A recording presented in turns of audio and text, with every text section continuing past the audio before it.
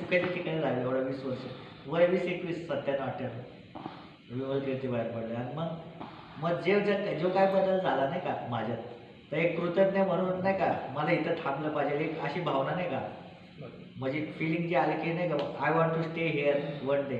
मग तेव्हा मी शपथ खाल्ली, म्हणजे सिक्रेट जे सांगते. तर मला असं होते पहिल्या वेळेस शिबिरातच जाणवलं की मला इथं राहायचं आहे. माझी काय वळख वेळत नव्हती काय नाही का. मग हळूहळू म्हणजे सगळ्या ब्रह्मचार्याचं वागणं वगैरे नाही का असं मग कुसल्यानं म्हटलं मला काय घरात करमत नाही. तर मग वाटलं जा कम्युनिटीमध्ये. काय कम्युनिटी वगैरे काय माहीत नव्हतं. मग कुसली वीरघोष वगैरे असायचे दाढीवर, घाबरायचं म्हटलं कोण डॉन बसलं नाही. मग ते असं माझं व्ह्यू होतं ना की म्हणजे सांगत आलं धमस आहेच ना.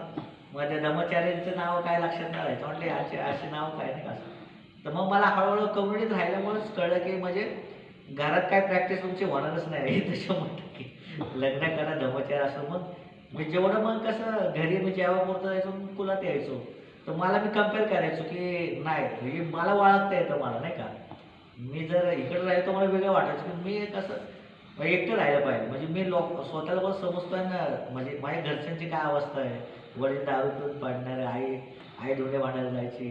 तर मी असं कंपॅरिझन करायला लागलो. म्हणजे तुम्ही किती 100 पुस्तक वाचा, पण आपल्या जीवनात काय घडतं ते मी असं लावत गेलो. आणि तशी अंडरस्टँड डेव्हलप होत गेली की मला मुलाचा तो फायदा झाला की मला घर हे चुकीचंच ठिकाण आहे की डेव्हलप व्हायला. कारण कंडिशन तुमच्या फेवरमध्ये नसणारच घरामध्ये. मग त्या ह्या गोष्टी कळत मला म्हणजे गोळचित्ताचा भाऊ भेटला, वीरघोष भेटले, कुसलेत भेटले. हे चांगले त्यावेळेचे धर्मचारी, शांतिघोष असेल जुने, मग ते खूप सपोर्ट भेटला. आणि तर मी तेव्हाच ठरवत होतो मला केव्हा जायचं भाजीत राहायला नाही का. मग तर ते कळलं की कृतज्ञ म्हणून नाही का माझं आयुष्य बदललं, तर मला काहीतरी सांगण्यासाठी मी तरी देणं हे मला ती भावना असते. मी काय माझ्या डोक्यात पैशाचं नसायचंच नाही का. पैसे म्हणजे असू नसू नाही का असं, पण ते डोक्यात नव्हते ठेवलं विमर्शाने. पण ते मला ते भेटलं काहीतरी मोठं, तर हे लय मोठी गोष्ट आहे. म्हणजे नोकरी नाही लागली किंवा लग्न केलं तर मोडलं नाही, पण काहीतरी हे भेटलंय मला. तर ते मी जिंकल्यासारखं वाटतं की काहीतरी लाईफला काहीतरी व्हॅल्यू भेटली की एक काय तुम्हाला काय ते काय प्रत्येक गोष्ट भेटणारच नाही, पण ते जे अस्वस्थ किंवा अस्थिर मी होतो ते म्हणजे एक तर मला वाटतं पीसफुली जगलं पाहिजे नाही का.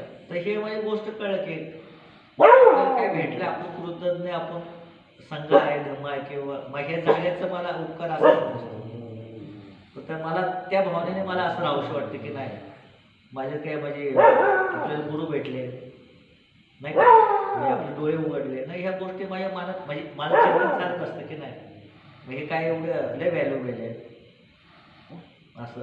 तर तेवढं एवढं बोलू शकतो. म्हणजे जेवढं मला असं समजलं की नाही माझं संघाचं म्हणजे नाही का म्हणजे मी घडलं तर थोडंसं असं उपकार नाही वाटतात की आपल्या एक म्हणजे छोटी गोष्ट की नाही का आपलं जीवन आपण बदलता है तो आपण क्या दे सकते हैं ना. तो वो भावना से मुझे देना चाहिए नहीं क्या ऐसा गुरु के लिए. क्या मैं ये समझता हूँ कि अपना इस जगह बनते कि अपने भी दे सकती है. ये गुरु ने आप उनकी वजह से अपने को मिला, आपने अपना भी कुछ कंट्रीब्यूट करना चाहिए कि नहीं क्या. उन्होंने अपने से ज़्यादा किया भाव से. तो ऐसा लगता है कि मैं थोड़ा सा नहीं क्या अपना नाम के लिए नहीं लेकिन थोड़ा सा हेल्प होनी चाहिए कि ये जगह से मिला जीवन में बदला है तो थोड़ा अपन करना चाहिए. पहला टर्म हुआ सेकेंड टर्म ऐसा है. ठीक है, धन्यवाद.